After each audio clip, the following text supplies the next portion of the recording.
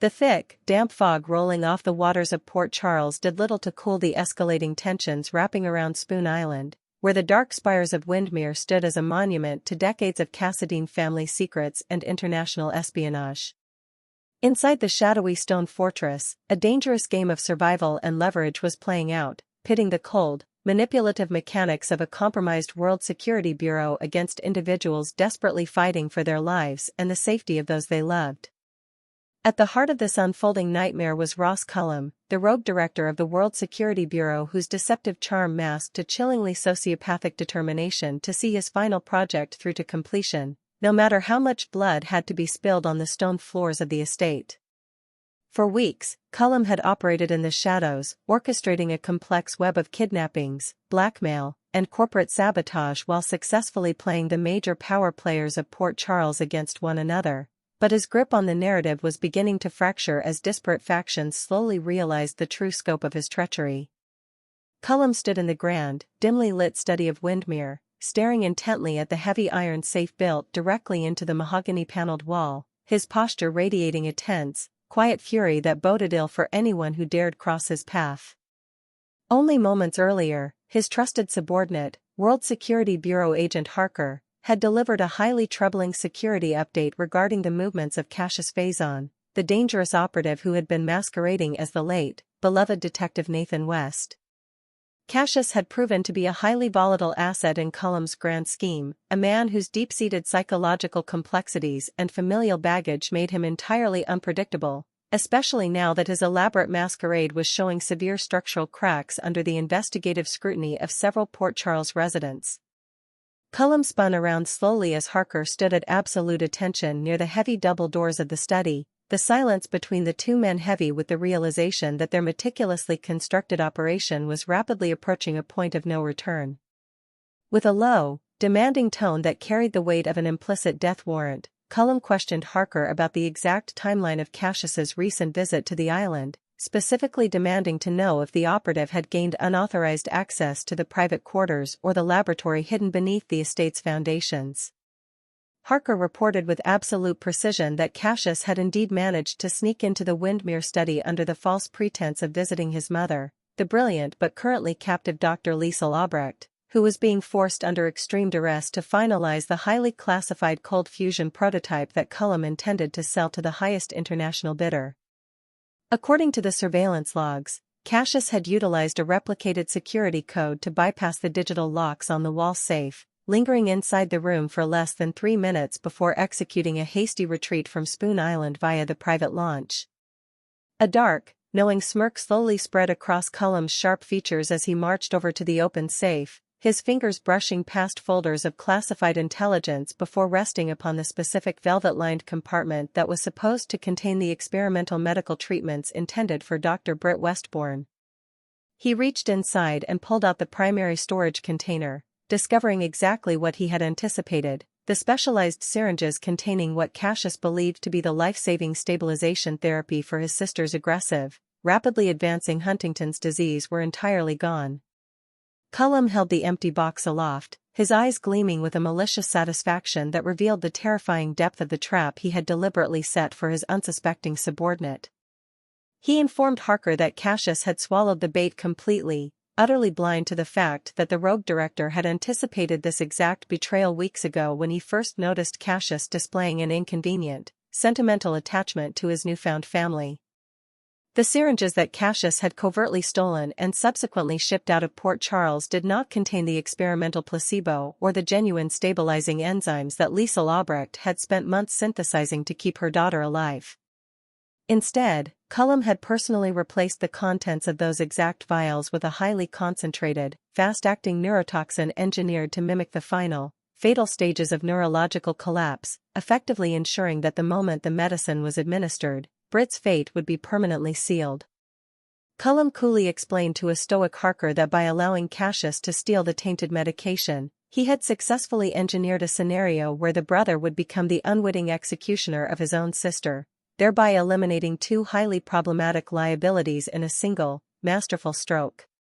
The rogue director took a slow, deep breath, adjusting the cuffs of his tailored suit jacket as he noted that with Britt's impending demise safely set in motion, he could turn his full, lethal attention toward neutralizing the growing threat posed by Valentine Cassadine and the fiercely protective Carly Corinthos Spencer. Meanwhile, miles away from the isolated shores of Spoon Island, an entirely different kind of tension was fracturing the fragile peace inside Carly's sunlit home, where the matriarch was pacing the hardwood floor of her living room like a caged panther.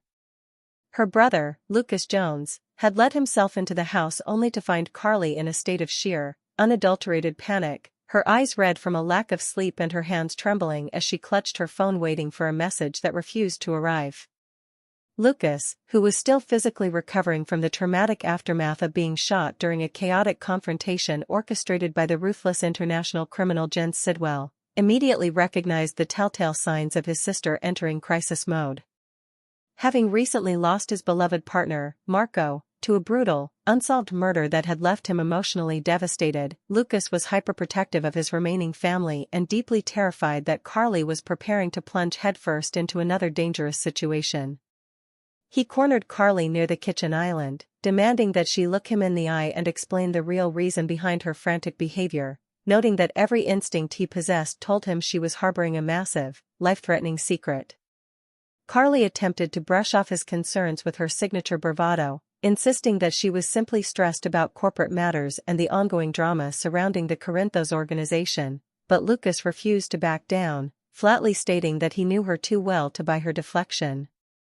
He pressed her hard, pointing out that she had been acting evasive for days, dropping out of touch and dropping subtle hints about a mysterious, dangerous individual she had been secretly meeting in the dark corners of Port Charles. Lucas begged his sister to cut ties with whoever this shadow figure was, passionately arguing that he could not handle losing her so soon after Marco's tragic death, especially if her current association involved the ruthless, calculating Jack Brennan or any of his former associates from the federal penitentiary. Carly's defensive facade finally cracked under the weight of her brother's genuine grief and desperation, prompting her to grab his arm and pull him further into the interior of the house, away from the windows where prying eyes might be watching.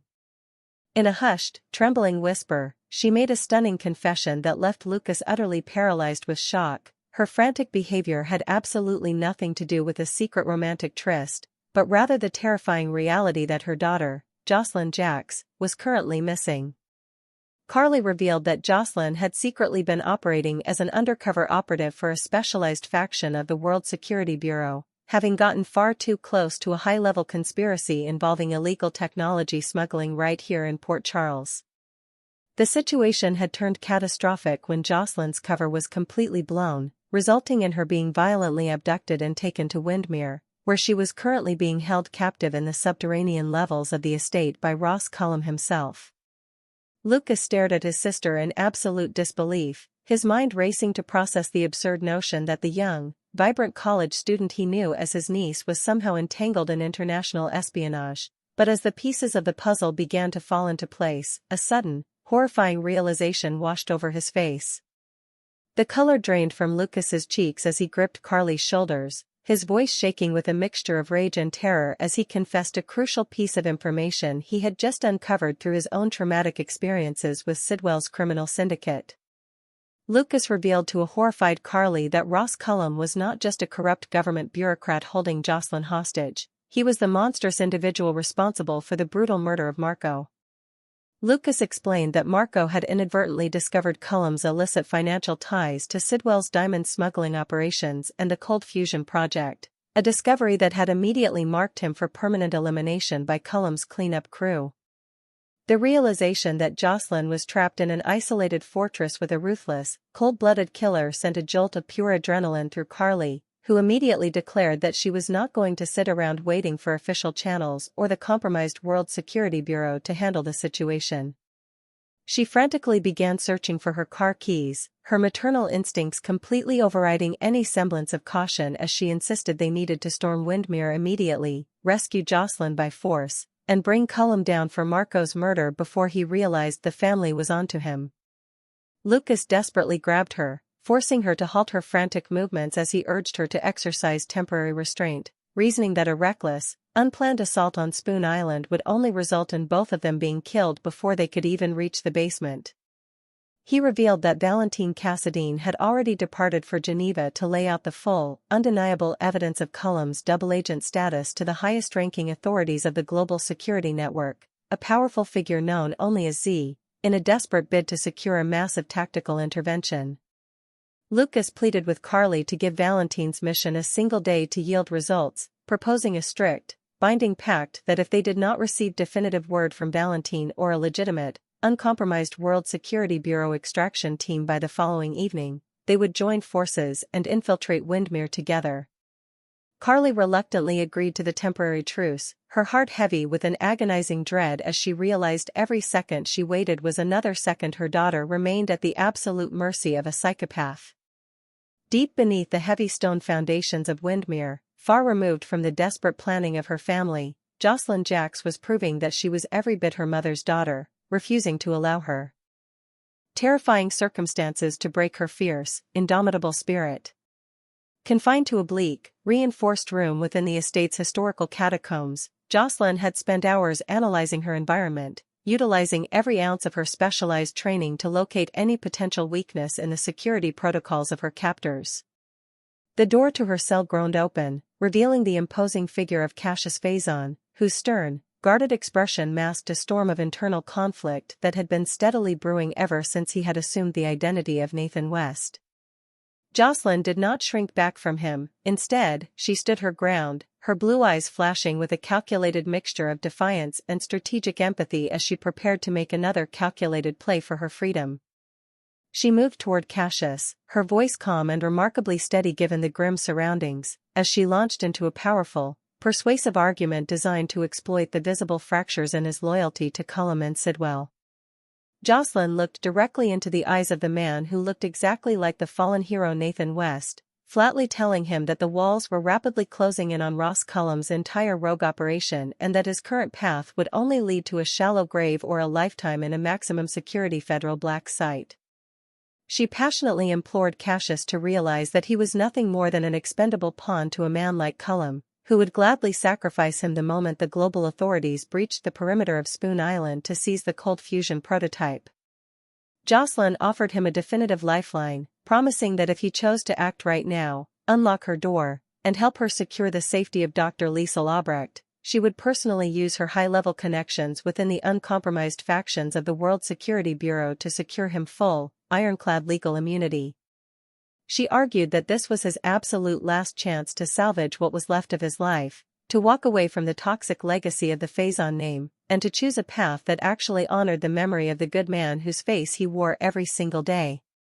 Cassius stood entirely motionless in the center of the damp room, his jaw clenched tightly as Josslyn's words sliced through his defensive armor, forcing him to confront the grim reality of the monstrous alliances he had forged in his pursuit of power and survival. For a long, agonizing moment, the silence in the catacomb was palpable as Cassius stared at the young woman who displayed an incredible bravery that commanded his profound respect, his mind weighing the immense risks of betraying a lethal mastermind like Ross Cullum against the fleeting hope of a genuine redemption. Finally, he masked his internal turmoil behind a cold, dismissive sneer, telling Josslyn to save her breath because her desperate theatrical performance was not going to alter his trajectory or convince him to sabotage his own financial future. He turned on his heel and walked out of the cell, the heavy iron door slamming shut with a definitive, echoing thud that signaled the end of their conversation, but as his boots clicked against the stone floor of the corridor, his thoughts remained intensely tethered to her warning. Despite his outward rejection of her offer, the seed of doubt had been deeply planted in Cassius's mind, and the realization that his carefully constructed masquerade as Nathan West was on the verge of a catastrophic collapse began to weigh heavily on his every step. While the storm gathered over Port Charles, a poignant and terrifying health crisis was unfolding thousands of miles away in the tropical isolation of Tortola, where Dr. Britt Westbourne was currently fighting a silent, agonizing battle against her own failing body. Having recently suffered a severe, terrifying fainting spell that had left her temporarily incapacitated, Britt sat on the edge of a crisp linen bed in her private quarters, her breathing shallow as she forced herself to project a semblance of strength she simply did not possess. Standing near the window was young Rocco Falconeri, who had traveled extensively to be by her side, his youthful face etched with a profound worry and a heavy burden of guilt that no child should ever have to carry. Rocco had been living under an immense psychological weight ever since he had accidentally shot Ross Cullum on the Port Charles Pier months ago during a frantic attempt to save Jason Morgan's life, a traumatic event that had resulted in Jason selflessly taking the blame and going to prison to protect the boy from the wrath of the World Security Bureau. Britt looked at Rocco with a deep, maternal affection, her heart breaking for the immense stress the young boy was enduring, and she called him over to her side to establish a new, unyielding set of terms regarding their arrangement in exile. She explained to Rocco that while she was immensely grateful for his loyalty and companionship during her recovery, the terrifying reality of her degenerative illness meant that her physical decline was going to become increasingly difficult and painful to witness. Britt extracted a solemn, heartbreaking promise from the boy, demanding that instead of staying by her side until her final breath, he must agree to leave Tortola immediately and return to his mother, Lulu, the very moment her physical symptoms took another definitive turn for the worse. She argued with an intense, quiet vulnerability that she desperately wished to be entirely alone when the final, devastating stages of her neurological collapse took hold, wanting to spare him the trauma of watching her mind and body completely unravel. Rocco choked back tears as he looked at the brilliant doctor who had been a source of immense comfort to his family, and he reluctantly nodded his head in agreement to her strict conditions, falsely promising her that she was going to remain stable and healthy much longer than she anticipated. However, as Rocco stepped out onto the sun-drenched veranda to give Britt some needed rest, his demeanor shifted from grief to a desperate, focused determination that revealed he had absolutely no intention of letting her die without a fight. Secretly, without Britt's knowledge or consent, Rocco had utilized a heavily encrypted burner phone to contact individuals back in Port Charles, frantically requesting a critical emergency restock of the specialized experimental medication that was supposed to keep her Huntington's symptoms at bay. Rocco remained entirely oblivious to the horrifying reality that his desperate plea for help had already been intercepted and exploited by Ross Cullum, and that the very medication he was praying would save Britt's life was currently traveling across the ocean laced with a lethal, irreversible neurotoxin designed to ensure her permanent silence.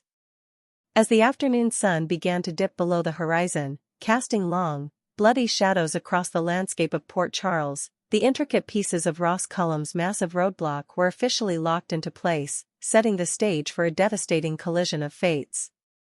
In the grand hallways of Windermere, Cassius Faison received a brief, urgent text message on his secure device confirming that the stolen shipment had successfully cleared the local postal hubs and was en route to Tortola, completely unaware that his act of fraternal salvation was actually a death sentence for his sister. At the same time, the realization of Marco's true killer had forged a dangerous new alliance between Carly and Lucas, two fiercely determined individuals who were currently counting down the hours until they would bypass all legal protocols and launch a desperate, high-stakes rescue mission to pull Josslyn from the belly of the beast. The air in Port Charles grew thick with the anticipation of the coming storm, an invisible countdown ticking away as the lives of a captive agent, a dying doctor, and a desperate masquerading brother hung precariously in the balance, waiting for the first spark that would detonate the entire fragile apparatus. Chapter 1 Summary: Ross Cullum sets a deadly trap by poisoning the medication Cassius stole for Britt. Lucas reveals to Carly that Cullum is Marco's true killer, pushing them toward a dangerous rescue mission for Josslyn. Josslyn desperately tries to convince Cassius to turn on Cullum, while in Tortola, a declining Britt extracts a heartbreaking promise from Rocco. Next steps: when you are ready to continue with the next phase of this intense news narrative, simply ask for Chapter 2.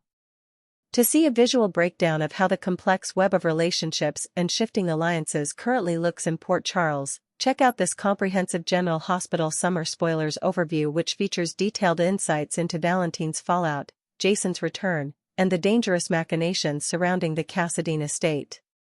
The morning sun broke through the heavy maritime fog of Port Charles with a stark, cold clarity, casting an amber glow over the waters surrounding Spoon Island, where the countdown toward an inevitable confrontation was rapidly entering its final hours. Inside the reinforced subterranean corridors of Windermere, the psychological battle of wills between the captive Josslyn Jax and her increasingly conflicted jailer, Cassius Faison, reached a critical tipping point that would ultimately alter the trajectory of the entire rescue operation. Cassius paced the narrow stone hallway outside Josslyn's cell, his boots clicking sharply against the damp ground while his mind replayed her impassioned warnings about Cullum's ultimate lack of loyalty to anyone but himself. The weight of his stolen actions was pressing heavily upon his chest, as he believed he had successfully secured his sister Britt's survival by shipping the experimental medication to Tortola, completely blind to the reality that his theft had been meticulously anticipated and weaponized by the rogue World Security Bureau director. Driven by a sudden, volatile surge of anxiety, Cassius unlocked the heavy iron door and stepped back into the bleak cell, his intense gaze locking onto Josslyn, who sat calmly on the edge of a wooden bench, her posture radiating an unyielding composure that defied her status as a hostage. Without preamble, Cassius demanded to know the exact extent of the intelligence her specific faction of the World Security Bureau possessed regarding Cullum's international buyers for the cold fusion prototype, his voice tight with the realization that he might already be marked for elimination. Josslyn rose slowly to her feet, sensing the profound desperation underlying his aggressive demeanor, and she choosing to press her advantage by laying bare the cold, analytical reality of his compromised position. She informed him that Valentine Cassadine had already departed for Geneva with definitive, irrefutable proof of Cullum's treasonous double-agent activities, meaning that a massive, uncompromised global tactical strike team was likely already assembling to breach the island's perimeters. Josslyn looked directly into the face of the man who still wore the identity of the late Nathan West, her voice dropping to a fierce, urgent whisper as she told him that when that strike team arrived, the tactical operators would not stop to differentiate between Cullum's core inner circle,